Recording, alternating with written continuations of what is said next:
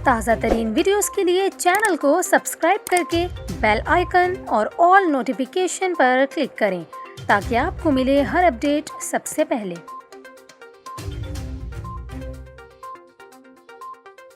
और यहाँ पर आपको अफसोसनाक खबर दें कराची से, जहाँ महमूदाबाद के नाले में गैस भरने से धमाका हुआ है। धमाके के नतीजे में 3 अफराद जख्मी हो गए हैं। इब्तिदाई इत्तलात के मुताबिक धमाका नाले में गैस भरने के बायस हुआ। धमाके के बायस कई दुकानें तबाह हो गई हैं। धमाके के नतीजे में जख्मी होने वाले अफराद को तिब्बी इमदाद के लिए जिना अस्पताल मुंतकिल कर दिया गया है।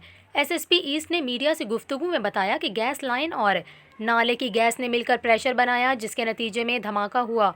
ताहम खुशकिस्मती से धमाके में बड़े पैमाने पर नुकसान नहीं हुआ।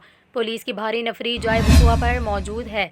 आपको बताएं, एक हफ्ते के दौरान कराची में नाले में गैस भरने से धमाके का ये दूसरा वाक़या है। गुज़िश्ता हफ्ते कराची में शेरशाह पराचा चौक पर नाले में गैस भरने के बायस खौफनाक धमाका हुआ था, जिसके नतीजे में 18 अफराद जाँ बहक हुए थे। जाँ बहक होने वालों में PTI के रुकन कौमी असम्बली आलमगीर खान के वालिद और कज़न भी शामिल थे।